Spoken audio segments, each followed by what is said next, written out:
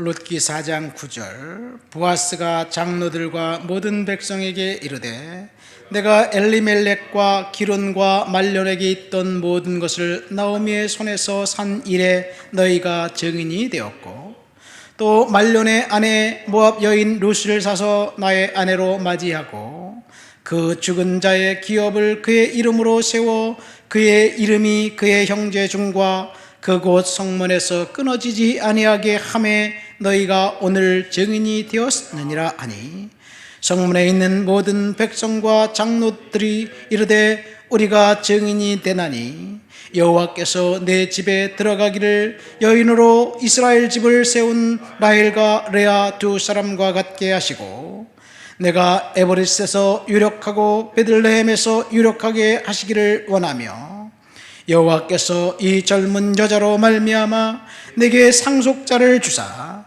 내 집이 다말이 유다에게 낳아준 베레스의 집과 같게 하시기를 원하노라 하니라. 이에 보아스가 룻을 맞이하여 아내로 삼고 그에게 들어갔더니 여호와께서 그에게 임신하게 하심으로 그가 아들을 낳은지라. 여인들이 나오미에게 이르되 찬송할지로다. 여호와께서 오늘 내게 기업물을 자가 없게 하지 아니하셨도다. 이 아이의 이름이 이스라엘 중에 유명하게 되기를 원하노라. 이는 내 생명의 회복자이며 내 노년의 봉양자라. 곧 너를 사랑하며 7 아들보다 귀한 내 며느리가 낳은 자로다 하니라.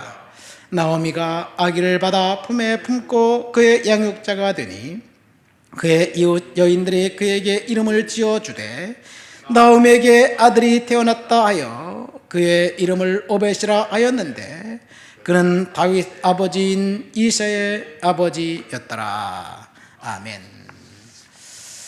오늘 말씀은 초라한 출발 위대한 결말이라는 제목입니다. 룻기의 주제는 한마디로 말해서 초라하게 출발했지만 하나님이 위대하게 결말을 내었다는 이야기입니다. 룻기 1장에 등장하는 사람, 첫사람은 엘리멜렉이라는 사람입니다. 엘이라는 뜻은 하나님이고 멜렉은 왕이라는 뜻입니다. 하나님은 나의 왕이다 라는 이름이 엘리멜렉입니다. 하나님을 나의 왕으로 모시고 살았던 그 이름처럼 그 당시 사사시대에 하나님을 나의 왕으로 모시고 살았던 사람들은 별반 많지 않았습니다. 그리고 그 아내 이름 나오미는 조이, 기쁨이라는 뜻입니다. 하나님 앞에서 기쁨을 갖고 있었던 이 사람들이 흉년의 문제를 피하기 위해서 모압 땅으로 이사간 것으로부터 이야기가 시작됩니다. 그렇게 유명한 이름을 갖고 있는 사람들이 단 몇 절 사이에 10년이라는 세월이 지나가고 단 몇 절 사이에 그 집의 남성들이 다 죽음을 당합니다. 생뚱맞게도 하나님은 그 위대한 계획은 인간의 행동, 인간의 죄가 하나님의 위대한 계획을 막을 수 없다는 이야기예요. 원래 하나님의 의도는 아마 엘리멜렉과 나오미에게 있었던 것 같습니다. 그런데 그들은 눈에 보이는 현실, 고달픈 현실을 인간적인 방법으로 탈피하기 위해서 모압 땅에 갔다가 생뚱맞게도 모압 여인 소녀 룻이 그 집에 들어오고 엘리멜렉가 그를 통해서 하나님이 일하시고자 했던 것들을 룻을 통해서 일을 하게 됩니다. 룻이 이방 여인이었고 그리고 모압의 그 신을 숭배하던 사람이었는데, 룻이 이제 그 시어머니가 청상가부가 된 룻을 위해서, 그리고 그 동서 오르바에게 이렇게 이야기합니다. 내 동서는 그의 백성 그들의 신들에게 돌아갔나니 너도 동서를 따라 돌아가라. 그의 백성과 그의 신들에게로 돌아가라고 나오미가 이야기를 합니다. 도대체 하나님을 믿는 사람이 그렇게 이야기한다는 것이 좀 납득이 안 됩니다. 그런데 또 룻의 대답은 어머니 하나님이 나의 하나님이고 어머님의 백성이 나의 백성이다 라고 말하는 것을 볼 때 바뀌었어요. 신앙의 고백을 나오미가 하지 않고 룻이 했습니다. 이것이 룻을 하나님이 들어 쓰기 위한 하나님의 작정이었지 않은가 생각됩니다.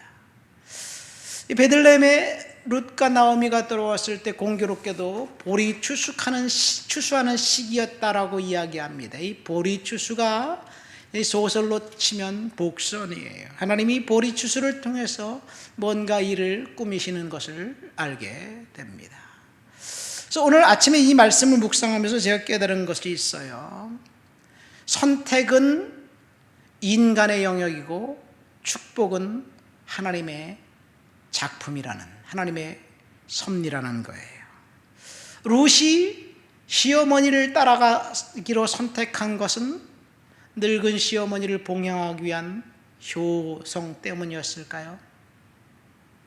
죽은 그 남편을 위한 애틋한 사랑 때문이었을까요? 그곳에 가면 다른 인생이 펼쳐질 것이라는 막연한 기대감이었을까요?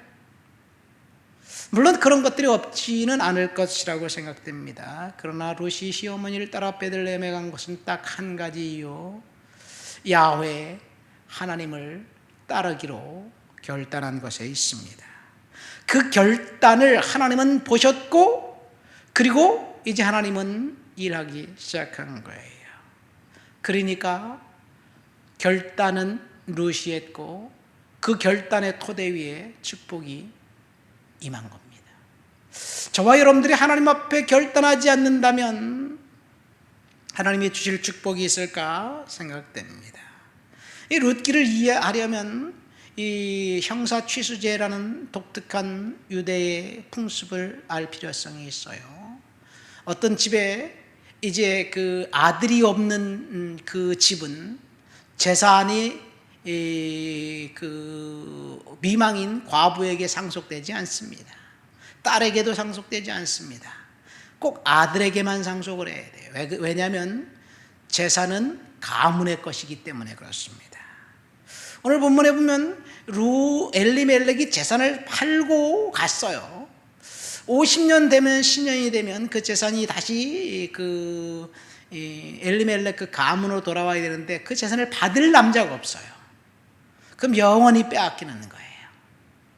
그래서 기업을 물을 자를 찾잖아요. 기업을 물은다는 말은 영어로 kinsman redeemer라고 합니다. kinsman은 친척이에요. redeemer는 구속자, 구원자라는 뜻입니다. 이 redeemer가 무슨 말이냐면 노예 상태에 있는 그 사람의 노예 증명서를 돈으로 주고 사온 사람을 redeemer라고 그래요. 그러니까 친척 중에 돈을 주고 사와야지 되는 거예요. 그런데 그 나오미의 가정에 친척 중 기업 물을 자는 또 다른 사람이 있었습니다. 어쨌든 이렇게 해서 그 재산은 이제 영원히 사라지고 룻과 나오미는 이 재산을 상속받지 못하면 당시 풍습에 의하면 굶어 죽을 수밖에 없습니다. 돈도 없고 재산도 없고 땅도 없으면 굶어 죽을 수밖에 없죠. 여성들은 그 상황 속에 살 수 있는 일이라고는 몸을 파는 일밖에 없어요. 그래서 성경에 대해서 창녀가, 신약 성경에는 창녀에 대해서 죄인이라고 이렇게 그 손가락질 하지만 구약 성경에 보면 창녀에 대해서 이렇게 나쁘다고 평가하지 않습니다. 삶의 그 방편이기 때문에 살기 위해서 그런 일을 하는 것들에 대해서 좋게 평가합니다. 예를 들어서 다말을 보십시오. 유다 시아버지 유다에게 창녀의 복장을 하고 시아버지를 이제 그 통해서 아들을 낳습니다. 책망하지 않습니다. 그 기생라합이 보아스의 엄마예요. 기생라합이라고 성경에 기록하면서 그 여인이 부도덕한 여인이라고 그 누구도 책망하지 않습니다. 어쨌든 우연히 보아스를 보리 추수밭에서 만났고, 그리고 시어머니의 말씀을 듣고 보아스에게 룻이 당신이 나의 기업 물을 자입니다 이런 말만 합니다. 그리고 이제 그 이후에는 보아스가 룻을 얻기 위해서 모종의 행동에 돌입합니다. 오늘 우리는 룻기 4장을 읽었습니다. 보아스가 성문 베들레헴의 장로 10명을 모아놓고 그리고 이제 룻을 얻으려고 증인을 세웁니다. 그리고 자기보다 앞선 기업물을 책임 있는 자를 불러서 당신이 엘리멜렉의 재산을 사서 기업을 물어라. 그 사람이 처음엔 찬성을 해요. 근데 보아스가 그 재산을 사가지고 네가 갖는 게 아니라 룻에게 줘야 돼. 이방 여인에게 줘야 돼. 그래도 할래? 그러니까 이 사람이 나는 우리 기업에 손해가 날 것 같으니까 나는 안 하겠다. 그리고 도망갑니다. 신발을 벗어버리고 도망가지요. 이게 기업물을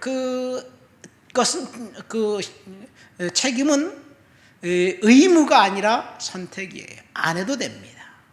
그러니까 기업물을 책임을 지지 않으면 여성들은 살 수가 없는 시대입니다. 어쨌든 이렇게 해서 그 사람은 도망가고 이제 마지막 남은 사람은 보아스뿐인데 보아스도 역시 도망간다면 룻과 나오미는 몸을 팔면서 살 수밖에 없습니다. 이때 증인들을 모아놓고 보아스가 뭐라고 이야기합니까? 9절 10절 보세요.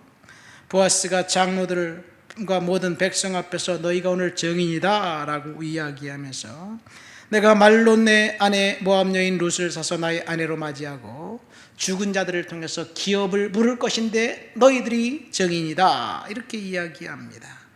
결국 룻은 보아스와 결혼을 하고 그리고 시아버지가 소유했던 모든 땅을 보아스가 다 사서 룻에게 주고 그리고 아들을 낳는데 그 아들이 오벳입니다.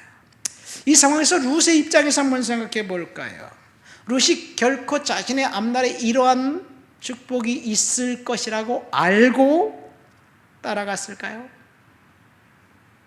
아마도 그녀는 불행의 연속이었을 것입니다. 하필이면 사랑하는 사람이 그렇게 일찍 죽은 것도 불행이고 또 그 시어머니를 따라서 베들레헴에 온 것은 일생일대의 실수와 같은 그런 패착이었고 그 눈앞에 보이는 것들은 이 출구가 없는 고난뿐이었습니다.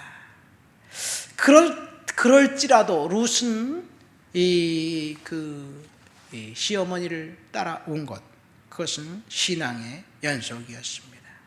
어쩌면 저와 여러분들이 지금 힘든 상황에 있다 할지라도 참혹한 현상, 극한 상황, 우리가 겪고 있는 일들이 그런 상황이라 할지라도 룻과 비교해 보면 우리들의 상황은 훨씬 더 낫지 않을까 생각됩니다. 내일 우리들에게 어떤 일이 일어날 줄 모를 수도 있습니다. 아니 더 나빠져도 전혀 이상하지 않은 그런 절박한 상황일 수도 있습니다. 그럼에도 불구하고 우리들의 상황은 룻보다는 훨씬 더 나을 것이에요. 룻이 믿음으로 견뎠다면 저와 여러분들이 믿음으로 견딜 수 있지 않을까 생각됩니다. 룻을 향한 하나님의 특별한 섭리와 계획이 있었다면 저와 여러분들이 믿음으로 견딜 때 하나님의 특별한 섭리와 계획이 거기에 있을 거예요. 오늘 본문에 보면 장로들이 보아스에게 이렇게 축복을 합니다. 룻에게 이렇게 축복합니다. 11절 말씀에 보니까 이스라엘 집을 세운 라헬과 레아 두 사람 같게 하시고 라는 말. 12절에는 젊은 여자로 말미암아 내게 상속자를 주사 내 집이 다말이 유다에게 낳아준 베레스 집과 같게 하시길 원한다라는 축복입니다. 여기서 라헬과 레아는 이스라엘 백성들이 여성들이 특별히 최고로 존경하는 여성들의 표상, 어머니의 표상입니다. 왜냐하면 이스라엘은 야곱의 아내 라헬과 레아로부터 출발했기 때문에 그래요. 그러니까 레아와 라헬, 야곱이 그 두 아내를 얻기 위해서 암투가 벌어진 그 창세기 우리 이야기를 다 알지만 그 후손들은 가장 존경하는 여성이 바로 이 레아와 라헬입니다. 그럼 다말은 어떤 여성일까요? 이 정말 불행한 연속이었고 남편 2명이 죽었지요. 시아버지를 통해서 아들을 낳았던 그 다말은 슬기로운 여인의 표상이라고 할 수 있습니다. 그러니까 룻에게 이스라엘 장로들이 레아와 라헬, 다말을 이름을 거명하면서 축복한 것은 최상의 축복을 한 것임을 알 수 있습니다. 이것은 하나님의 작품입니다. 어디서 출발하느냐? 룻이 결단해서 출발합니다. 성경에 룻이 처음 등장할 때 불행한 여인이었습니다. 청상 과부였습니다. 10대 후반의 나이에 과부가 된 이방 여인이었고 베들레헴에 돌아왔을 때는 구걸하는 거린이었습니다. 그런데 하나님은 그를 다윗의 증조모로 바꿔주셨습니다. 룻기의 결론 부분은 초라한 출발, 위대한 결말입니다. 우리가 볼 때 다 끝난 것 같다고 생각되는 그 지점이 하나님께서 일을 하기 시작한 출발점이었다는 사실을 믿으시기를 예수님의 이름으로 축원드립니다. 하나님 아버지 감사합니다. 룻을 통해서 은혜 받았습니다. 룻의 하나님 앞에 순종하고 결단한 것은 룻의 행동이었고 그 이후에 하나님께서 복 주신 것, 축복하신 것은 하나님의 섭리였습니다. 하나님, 우리가 룻을 모델링 삼아서 하나님 앞에 순종하고 충성하고 하나님의 말씀 앞에 복종하도록 도와주시옵소서. 예수님의 이름으로 기도합니다. 아멘.